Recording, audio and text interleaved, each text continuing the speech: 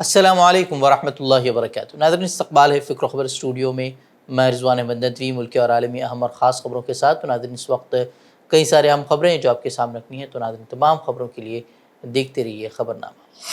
جنگی جنون میں مبتلا سفاک اسرائیلی فوج سے کوئی بھی اب محفوظ نہیں ہے۔ یہاں تک کہ کلینک جہاں لوگ علاج کروانے کے لیے پہنچتے ہیں، اس پر بھی بمباری کر معصوموں کا قتل عام کیا جا رہا ہے۔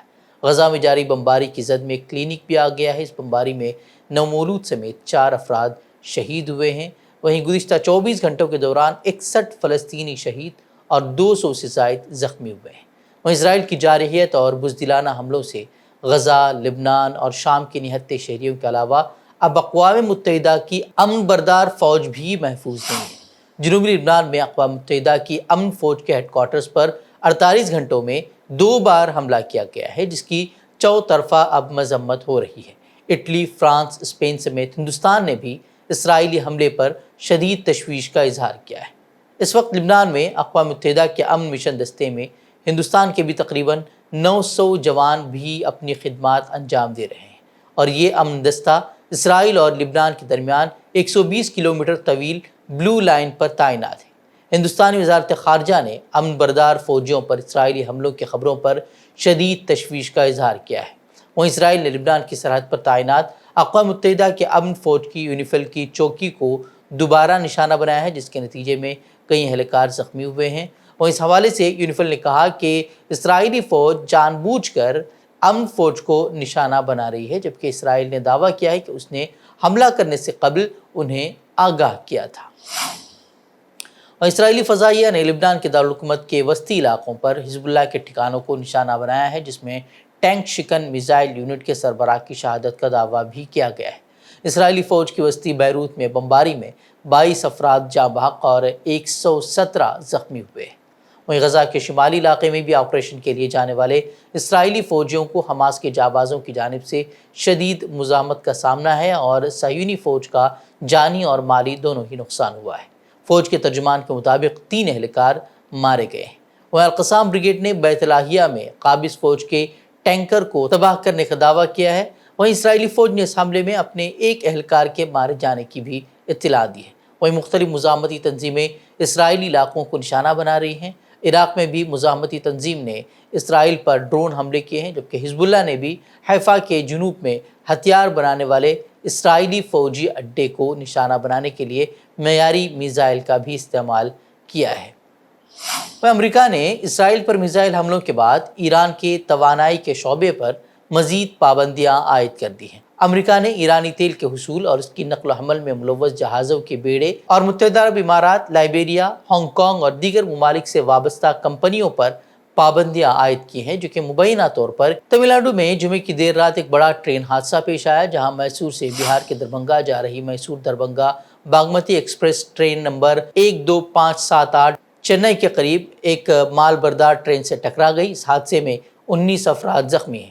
اس واقعے کے بارے میں ریلوے بورڈ کے انفارمیشن اینڈ پبلسٹی کے ایگزیکٹو ڈائریکٹر نے کہا کہ ٹرین حادثے کی اطلاع ملنے کے بعد امدادی کام شروع کر دیا گیا ہے۔ پوری ٹرین کے تمام مسافروں کو بھی نکال لیا گیا ہے۔ کوئی شدید زخمی نہیں ہوا ہے۔ تمام مسافروں کو ان کے منزل تک پہنچانے کے لیے خصوصی انتظامات بھی کیے گئے۔ اور راہل گاندھی نے تمل ناڈو میں ٹرین حادثے پر مرکز پر حملہ کرتے ہوئے کہا کہ متعدد حادثات میں جانوں کے ضیاع کے باوجود کوئی سبق نہیں سیکھا گیا، اور انہوں نے پوچھا کہ حکومت کے بیدار ہونے سے پہلے کتنے اور خاندان تباہ ہونے چاہیے۔ ہماچل پردیش میں فرقہ وارانہ منافرت کو ہوا دینے کا سلسلہ لگاتار جاری ہے۔ سنجولی مسجد معاملے کے بعد مقامی سبزی فروشوں سے اپنے ٹھیلوں، دکانوں اور سٹالز پر سناتن سبزی والا پوسٹر لگانے کی ہدایت دینے کا معاملہ سامنے آیا ہے۔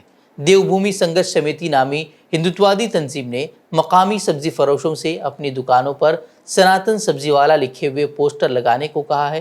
سمیتی کے ارکان نے کئی دیگر تنظیموں کے ساتھ مل کر غیر مسلم سبزی فروشوں میں مذکورہ پوسٹر تقسیم کیا اور ان پر زور دیا کہ وہ اپنی دکانوں اور سٹالز پر انہیں لگائیں۔ سمیتی کے ریاستی کنوینر وجے شرما نے کہا کہ ان پوسٹروں کو لگانے کا مقصد یہ ہے کہ لوگ صرف ہندو دکانداروں سے سبزیاں اور کھانے پینے کی اشیاء خریدیں۔ انہوں نے یہ بھی دعویٰ کیا کہ باہر سے کچھ ایسے عناصر آ گئے ہیں جو ماحول کو خراب کر رہے ہیں۔ احانت آمیز بیان دینے والے رام گیری اور مسلمانوں کے خلاف اشتعال انگیزی کرنے والے رکن اسمبلی نتیش رانے کے خلاف مہاراشٹر بھر میں FIR درج کی جا چکی ہیں، لیکن پولیس ان پر کارروائی کرنے کے لیے تیار نہیں ہے۔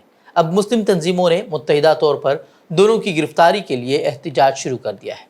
اسی سلسلے میں اعلان کے مطابق جمعے کو ریاست کے مختلف علاقوں میں مظاہرے کیے گئے اور الٹیمیٹم دیا گیا کہ اگر رام گیری اور نتیش رانے کو فوری طور پر گرفتار نہیں کیا گیا تو 18 اکتوبر کو رام گیری کے مٹھ تک مارچ کیا جائے گا، جس میں تمام تنظیمیں شامل ہوں گی۔ وہیں ایک طرف تو رام گیری کی گرفتاری بھی نہیں ہو رہی، نتیش رانے کو بھی کھلی چھوٹ دے دی گئی ہے کہ وہ بیانات دے، تو دوسری طرف UP میں یتی نرسمہانند کے خلاف بھی متعدد مسلمانوں نے شکایتیں درج کی ہیں، FIR درج ہو چکے ہیں، لیکن اس کے باوجود بھی اسے بھی گرفتار نہیں کیا گیا ہے۔ دوسری جانب ملعون کے خلاف کارروائی کا مطالبہ کرنے والے متعدد مسلمانوں کو اب جیل بھیج دیا گیا ہے۔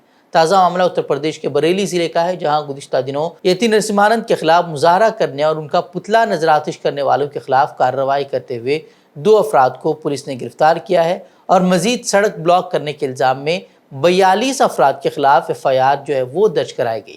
اور ایک طرف یوگی حکومت کسی بھی مذہبی شخصیات کے خلاف توہین آمیز تبصرہ کرنے اور مذہبی جذبات کو ٹھیس پہنچانے والوں پر سخت کارروائی کا انتباہ جاری کر رہی ہے اور کسی بھی قیمت پر ناقابل برداشت قرار دے رہی ہے، مگر دوسری جانب پیغمبر اسلام حضرت محمد صلی اللہ علیہ وسلم کی شان میں توہین آمیز تبصرہ کرنے والے گستاخ رسول ملعون یتی نرسمہانند پر کارروائی کا مطالبہ کرنے والوں پر ہی الٹا کارروائی کی جا رہی ہے۔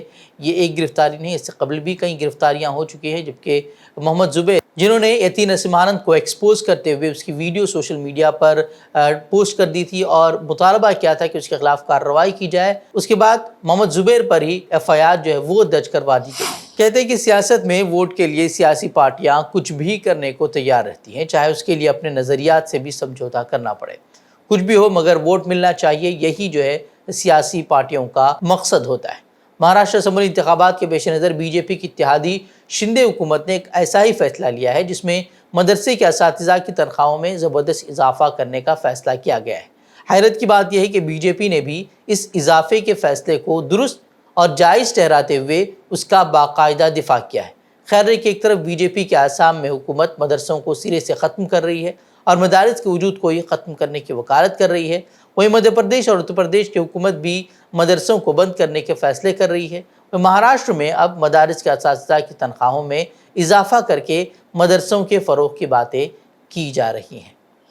حکومت اور انتظامیہ کی جانب سے اکثر ایسے آوازوں کو دبانے اور خاموش کرنے کی کوشش کی جا رہی ہے جو کہ مسالم کے خلاف آواز اٹھا رہے ہیں۔ حالیہ دنوں میں فیکٹ چیکر اور آلٹ نیوز کے شریک بانی صحافی محمد زبیر پر FIR درج کی گئی تھی اور اب اجمیر پولیس نے 10 اکتوبر ایک اور مسلم صحافی کو گرفتار کر لیا ہے۔ اس کا گناہ صرف اتنا تھا کہ صحافی واجد خان نے سوشل میڈیا پر فلسطین کی حمایت میں پوسٹ کر دیا تھا۔ اب اس پر اشتعال انگیز پوسٹ کرنے کا الزام عائد کر کے گرفتار کیا گیا ہے اور ایک مقامی سوشل میڈیا صارف کی طرف سے فرقہ وارانہ ہم آہنگی تباہ کرنے کی شکایت موصول ہونے کے بعد کارروائی کی گئی۔ آپ دیکھ سکتے ہیں کہ کس طریقے کا ہندوستان وہ بنتا جا رہا ہے، جہاں کوئی رسول اللہ صلی اللہ علیہ وسلم کی شان میں گستاخی کرتا ہے تو اس کے خلاف کارروائی نہیں کی جاتی، اسے تمام احتجاجات کے باوجود گرفتار نہیں کیا جاتا۔ پورے ملک میں اس کے خلاف احتجاج ہو رہا ہے لیکن اس کی گرفتاری نہیں ہو رہی۔ دوسری جانب صرف ایک پوسٹ کرنے پر، وہ بھی کسی ایک شخص کی شکایت پر وہ مسلم صحافیوں کو گرفتار کیا جا رہا ہے۔ عالمی سطح پر بھوک مری کی صورتحال پر ہر سال جاری ہونے والے گلوبل ہنگر انڈیکس میں امسال ہندوستان 127 ممالک میں 105ویں مقام پر پہنچ چکا ہے۔ 2016 کے مقابلے اس سال کچھ بہتری ضرور آئی ہے، مگر بھوک مری سے نمٹنے میں ہندوستان اب بھی بنگلہ دیش، سری لنکا، میانمار اور نیپال جیسے اپنے پڑوسی اور کمزور ممالک سے پیچھے۔ گلوبل ہنگر انڈیکس 2024 جو کہ 19واں ہنگر انڈیکس ہے، اس میں ہندوستان کو ان ممالک کے ساتھ رکھا گیا ہے جو بھوک مری کے سنگین مسائل سے جوجھ رہے ہیں۔ ہندوستان اس معاملے میں پاکستان اور افغانستان سے 1 اور 2 پائیدان ہی اوپر ہے۔ بھوک کے محاذ پر ہندوستان کی حالت 2016 کے مقابلے میں کچھ بہتر ضرور ہوئی ہے، مگر اب بھی ہندوستان اپنے پڑوسی ممالک سے بہت پیچھے ہے۔ جس محاذ پر ہندوستان کو سب سے زیادہ سنگین صورتحال کا سامنا ہے وہ بچوں میں تغذیہ کی کمی ہے اور اس کی وجہ سے ہونے والی ہلاکتیں۔ 5 سال سے کم عمر کے بچوں کی شرح اموات 9.2% ہے، جبکہ 7.13% بچے تغذیہ کی کمی کا شکار ہیں۔